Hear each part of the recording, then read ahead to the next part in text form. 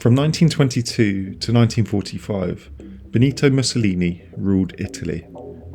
Through fiery speeches, ruthless propaganda, and violent crackdowns, he built a fascist state and a cult of personality, presenting himself as Italy's saviour. For years, he ruled with an iron grip, expanding his empire and aligning with Hitler. But as World War II turned against him, the once loved Duce was now the country's public enemy number one. Before long, the crowd would turn on their former leader in the most gruesome way imaginable. This is the story of the fall of Benito Mussolini. Born in 1883 in Dovia di Predapio, Benito Mussolini grew up in a politically charged household. His father was a socialist blacksmith, his mother a devout Catholic schoolteacher. In 1902, to avoid military service, he fled to Switzerland, where he immersed himself in socialist ideology, studying Nietzsche, Sorel, and Pareto. His radical activism led to multiple arrests, but he remained committed to revolutionary ideas.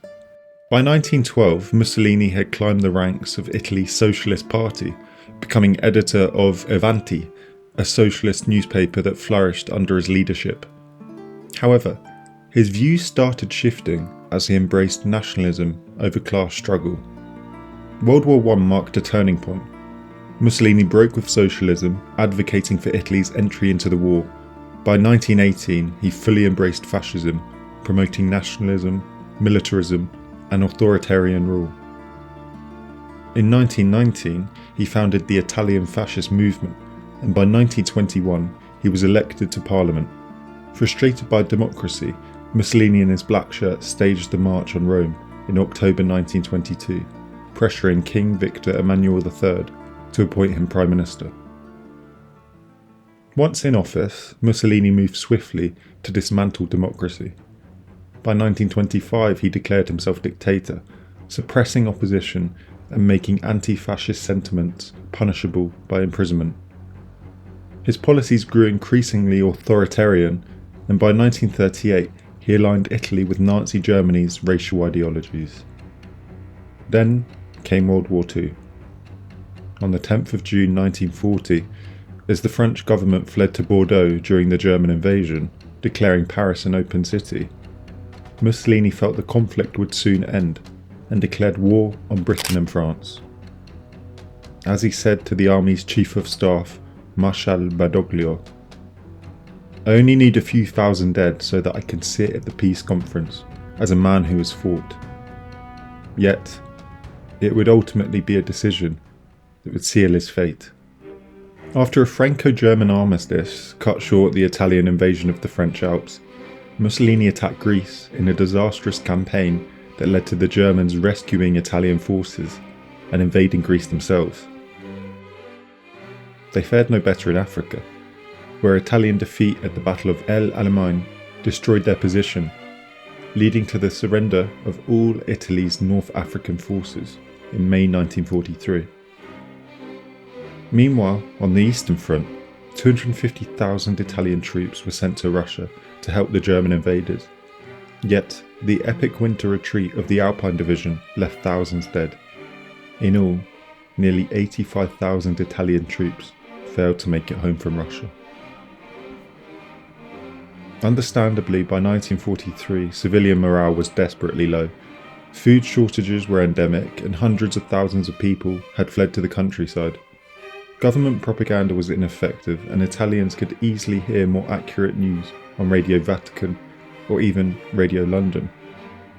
Following the invasion of Sicily and the first Allied bombing of Rome, Victor Emmanuel and other fascist leaders knew it was time to get rid of Mussolini. On the night of July 24, 1943, the fascist Grand Council met to decide Italy's future. Mussolini, exhausted and demoralised by military failures, seemed resigned to his fate.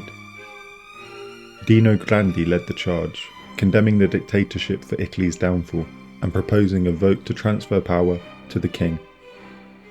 Shortly after the Grand Council's vote, a weary and unshaven Mussolini met with King Victor Emmanuel III for what he assumed would be a routine update.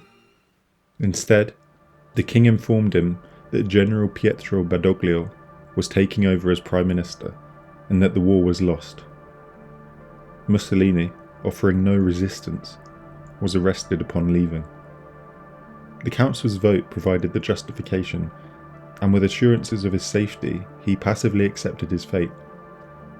When news of his arrest broke, relief was the prevailing mood in the country, even as fellow fascists made no attempt to rescue him from exile on the island of Ponza, to which he was committed. To prevent a German rescue, Mussolini was moved between prisons, first Ponza, then La Maddalena, before being isolated at Campo Imperatore in the Abruzzo Mountains. Meanwhile, Badoglio maintained the illusion of loyalty to Germany while secretly negotiating with the Allies.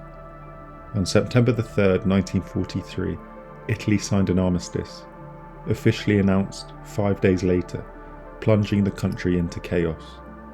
In response, Germany launched Operation Axe, seizing control as Badoglio and the king fled to Allied protection in Apulia, abandoning the Italian army without orders.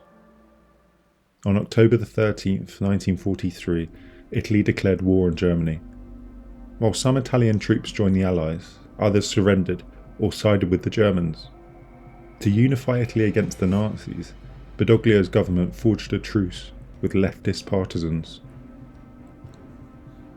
Just 2 months after his arrest, Mussolini was dramatically rescued on September 12, 1943, in the Gran Sasso raid, a daring operation led by German paratroopers and Waffen-SS commandos. The mission, overseen by Major Otto Harald Morse and Otto Skorzeny, saved Mussolini from being handed over to the Allies under the armistice terms. Hitler had initially planned to restore Mussolini to power in Rome by arresting the Italian leaderships, but their escape to the south thwarted this strategy, leaving Mussolini to lead a puppet regime under German control. This new government, stripped of much of Italy's former territory, was entirely dependent on Nazi Germany. Key northern provinces were placed under direct German control, while Mussolini, now little more than a figurehead, struggled to maintain even a semblance of authority. Mussolini lived under virtual house arrest in Gargano on Lake Garda, a powerless figurehead controlled by his German allies. Publicly, he claimed authority, but privately, he admitted he was a puppet ruler. Under pressure from Hitler and his remaining loyalists, he sanctioned the execution of several former allies, including his own son-in-law, Galeazzo Ciano. Spending much of his time writing memoirs, Mussolini reflected bitterly on his downfall. In a January 1945 interview, he admitted, "I am little more than a corpse. My star has fallen. I await the end of the tragedy." By 1944, the so-called Salo Republic was crumbling. The Allies advanced from the south while anti-fascist partisans waged a relentless guerrilla war from within. Italy was engulfed in a brutal civil war, and Mussolini's grip on power weakened by the day. His once mighty fascist empire had become a fragile, besieged puppet state, hurtling towards its inevitable collapse. By mid-1944, the Allies had seized Rome and Florence, pushing steadily north. With defeat now inevitable, Mussolini's doomed regime faced its final desperate days. Sensing the end, Mussolini fled Salo on April 18, 1945, relocating to Milan in a desperate bid to negotiate his survival. He wavered between surrender, escape to Switzerland, or a doomed last stand in the Alps. His partisans seized Milan on April 25th, peace talks collapsed, and Mussolini fled northward towards Lake Como. Confused and abandoned, he and his mistress made futile attempts to cross into Switzerland. On April 27th, he disguised himself within a retreating German convoy. On that same day, near the village of Dongo, communist partisans ambushed Mussolini's convoy. The Germans, eager to escape, surrendered their Italian passengers in exchange for safe passage. At first, the partisans failed to recognize Mussolini, but soon they found him, slumped in a vehicle, disguised and utterly defeated. Mussolini spent the night in a local barracks, soon joined by his mistress. Over 50 fascist leaders from the convoy were also arrested, with 16 executed the next day. As fighting raged nearby, fear of a rescue attempt led the partisans to move Mussolini and Petacci, under cover of darkness, to a remote farmhouse. The next day they were taken to the village of Giuliano di Mesegra on Lake Como. There, in front of a stone wall at Villa Bellomonte, the fallen dictator and his mistress were executed by machine gun fire.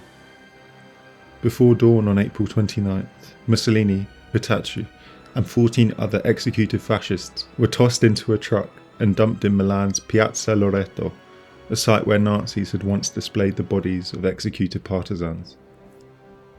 As daylight broke, enraged crowds swarmed, pelting the dictator's corpse with insults, vegetables, and blows.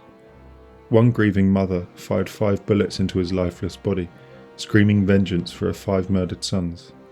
The crowd then strung the bodies of Mussolini, Petacci, and other fascists by their feet from the girders of a gasoline station in a corner of the square.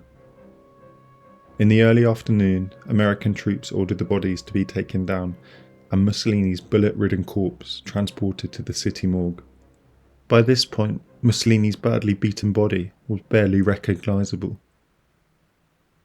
20 years after seizing power, Mussolini's reign ended in violence. But his dark legacy endures.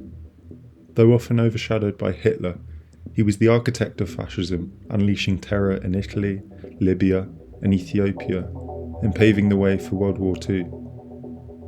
His alliance with Nazi Germany brought destruction across Europe, and when overthrown, he handed Italy to German occupiers, leading to further war and destruction. His capture and execution by Italian partisans in 1945 was a fittingly violent end for a violent man.